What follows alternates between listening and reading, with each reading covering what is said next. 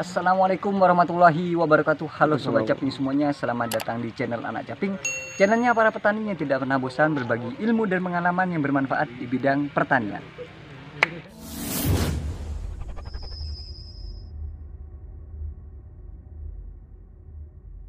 Oke Sobat Caping semuanya, pagi ini saya sedang berada di Desa Mengen, wilayah binaan saya, bersama Mas Januar yang ganteng. Pagi ini kita mau konten, kita mau bahas tentang penyemaian padi yang ada di belakang saya ini. Nah, yang mau kita bahas Bang kali ini adalah ini penyemaiannya tidak seperti biasanya, dimana biasanya petani melakukan penyemaian ini sebagian besar kan menyemai di lahannya masing-masing. Nah, tapi kali ini gapoktan saya yang bernama Pak Luwi sebelah sana itu. Nah, beliaunya ini sekarang mencoba menyemai lahan di pekarangan rumahnya. Tidak jauh sih dari lahan sawahnya, cuman menyemainya tidak di sawah tapi di lahan pekarangan. Nah, yang ingin kita bahas pada konten kali ini, apa sih kelebihan dan kekurangan dari menyemai padi di pekarangan rumah dibanding dengan menyemai di lahan sawah. Nah, ada beberapa kelebihan yang menurut saya itu bisa saya ambil kesimpulan ya. Yang pertama, tentunya lebih mudah pengawasannya daripada di lahan sawah. Apalagi ketika lahan sawah kita jauh dari rumah kita, tentunya kan kita memerlukan waktu yang intensif untuk mengawasi dan melihat keadaan bibit kita. Tetapi kalau kita menyemainya itu di lahan pekarangan yang dekat dengan rumah kita, jadi jangankan pagi, sore pun kita bisa melakukan pemantauan terhadap bibit yang sudah kita semai. Jadi yang pertama itu. Kemudian yang kedua, ini bisa ngirit waktu Bang. Artinya begini, terkadang petani itu melakukan penyemaian itu waktunya tidak menunggu tanaman padi panen. Tetapi ketika tanaman padi sudah 80% sudah tua, biasanya petani itu sudah melakukan penyemaian supaya waktu untuk menanam padinya itu tidak terlalu jauh gitu. Nah, tetapi jika itu dilakukan penyemaian di lahan sawah, maka otomatis ada beberapa tanaman yang harus kita panen terlebih dahulu, kan? Nah, makanya ketika kita menyemai di lahan seperti ini, jadi kita tidak sampai mengorbankan tanaman yang masih belum tua itu, masih belum waktunya panen, sudah kita panen dulu. Tapi kalau penyemaian itu dilakukan di lahan seperti ini, di lahan pekarangan, jadi yang di sawah masih aman. Jadi itu dua kesimpulan yang bisa saya ambil sih menurut saya pribadi. Kalau misalkan menurut teman-teman semuanya ada kelebihan lain, ya monggo silahkan nanti disampaikan di kolom komentar. Kekurangannya menurut saya karena di semai di lahan pekarangan, di mana biasanya lahan pekarangan itu kondisi air tidak terlalu banyak, tidak sebanyak ketika menyemai di lahan sawah, maka jika penyemaian itu dilakukan pada saat musim kemarau, otomatis kita harus sering-sering melakukan penyiraman. Itu yang pertama. Kemudian yang kedua, jika pekarangan tempat menyemai padi jaraknya cukup jauh dengan lahan kita, maka otomatis kita membutuhkan tambahan biaya angkut untuk melakukan pengangkutan ke lahan sawah. Tetapi kalau kita punya kendaraan sendiri Bang, kayak roda 3 ataupun pick up ya, jadi kita enak saja ya, kita tidak begitu membutuhkan biaya tambahan yang terlalu besar. Jadi itu sih kekurangannya. Tapi ya menurut saya masih lebih enak di lahan pekarangan karena pemantauannya bisa lebih intensif daripada lahan di sawah. Nah, di penyemaian kali ini ada dua teknis Bang yang kita lakukan.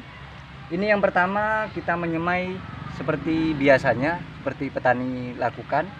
Kemudian ada juga penyemaian yang dilakukan menggunakan poultry.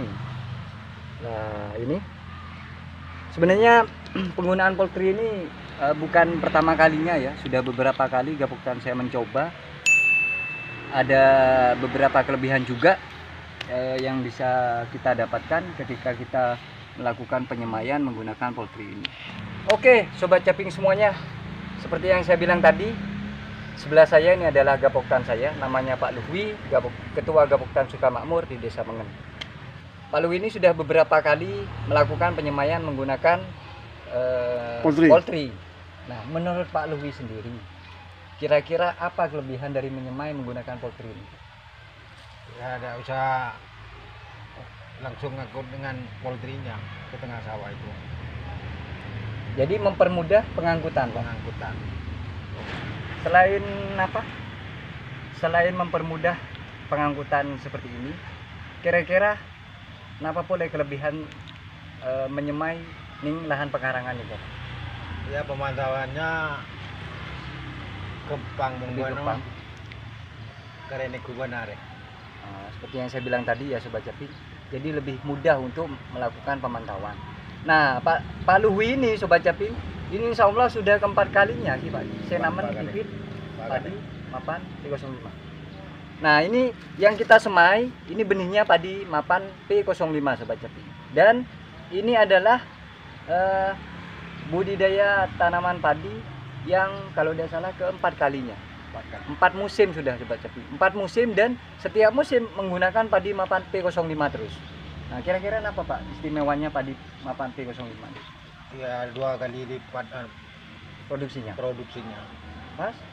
Terus penanaman satu DC 2. Satu lubang tanam SC2. Terus jarak tanam 30.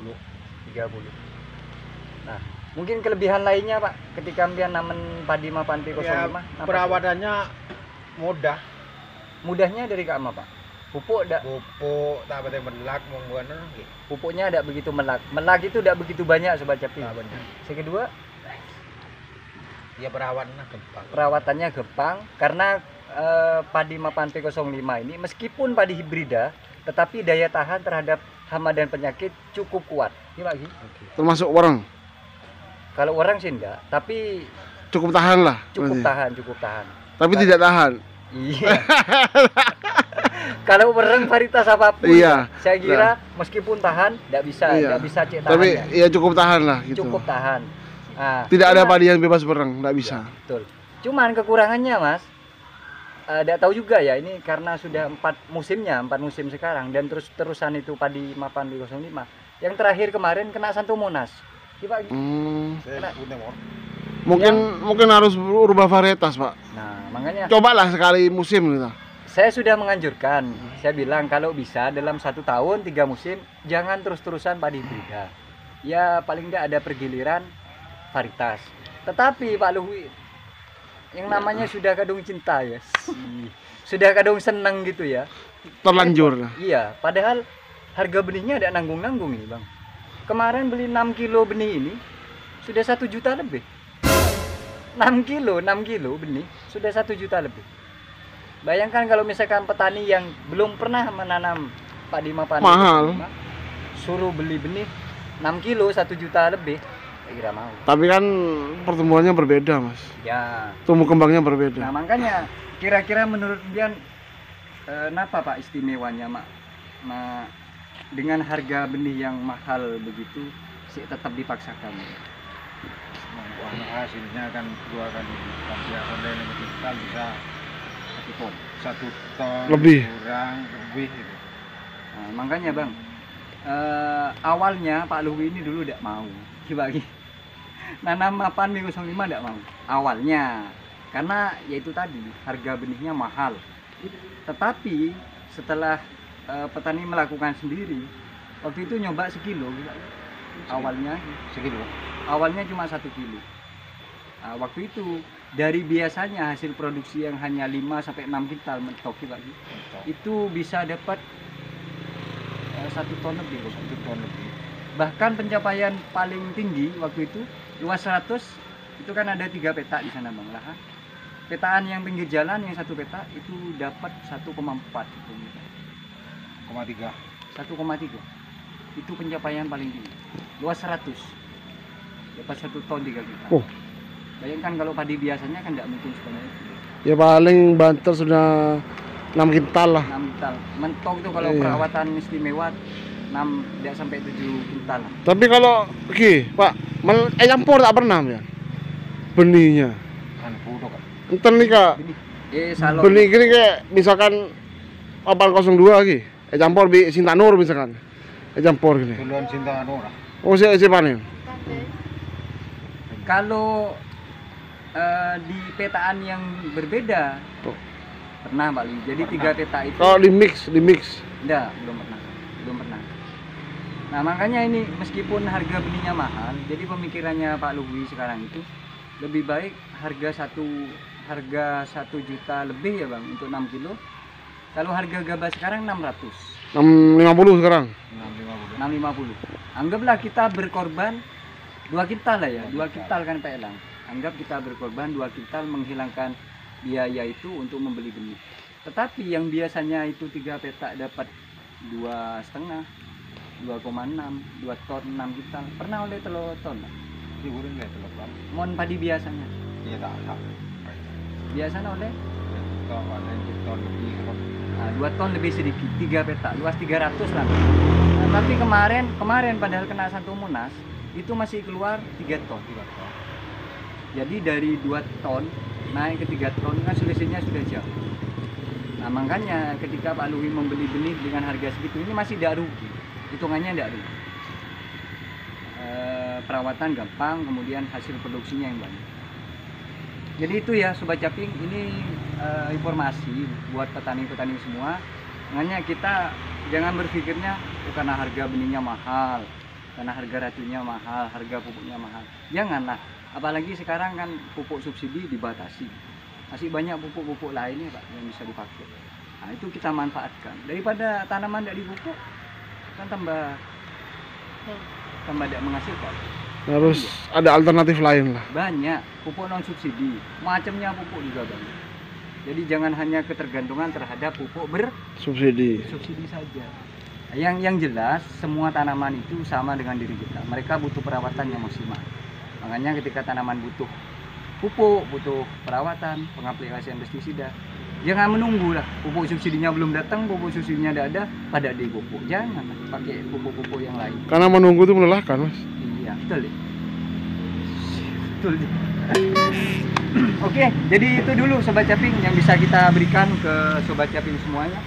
Jadi itulah ya beberapa kelebihan dan ada juga kekurangan dari menyemai padi di lahan pekarangan ini. Nantinya insya Allah perkembangannya akan kita upload terus dari penyemaian sampai dengan menjelang panen nanti. Insya Allah kita review terus ya. Sampai panen lah. Iyalah sampai panen. Kita ubin. Ya harus lah. Kira-kira di musim tanam keempat kalinya Mapan P05 kira-kira apa nanti yang terjadi? Ini kan padi hibrida. Kita kontrol terus. Kira-kira nanti apa? Hama dan penyakit apa yang menyerang? Nah, karena kebetulan Desa Mengeng saat ini hama wareng coklat sudah mulai masuk. Makanya nanti di awal kita akan melakukan perawatan secara maksimal supaya warengnya tidak berani mendekat ke lahannya Pak Luhwi ini. Oke, jadi itu dulu Sobat Caping. Mohon maaf pada saat penyemaian dulu saya tidak bisa hadir karena ada tugas lain. Jadi baru bisa kita review sekarang ini. Tugas yang lain apa? Hah? Tugas yang lain apa? Banyak lah, buat laporan, buat LDKK kemarin. Oh iya, Bisa karena rapat. penyuluh ini banyak pekerjaannya. Oh, banyak sekali. Orang kalau melihatnya enak, bekerja sebagai penyuluh gampang, bisa dibilang tidak ada kerjaan. Tapi kalau sudah kadung banyak kerjaan, sampai lupa waktu. Sungguh sampai lupa apa Bang? Anak istri. Yondo loh. Ya tetap ingat lah, jangan sampai lupa lah. Iya. Karena kalau udah ingat nanti tidak boleh pulang. Iya. Oke ya Sobat Caping, jadi itu dulu, mudah-mudahan informasi kita kali ini bisa bermanfaat dan bisa menambah pengetahuan bagi Sobat Caping semuanya. Sampai jumpa di konten-konten selanjutnya. Wassalamualaikum warahmatullahi wabarakatuh. Waalaikumsalam warahmatullahi wabarakatuh.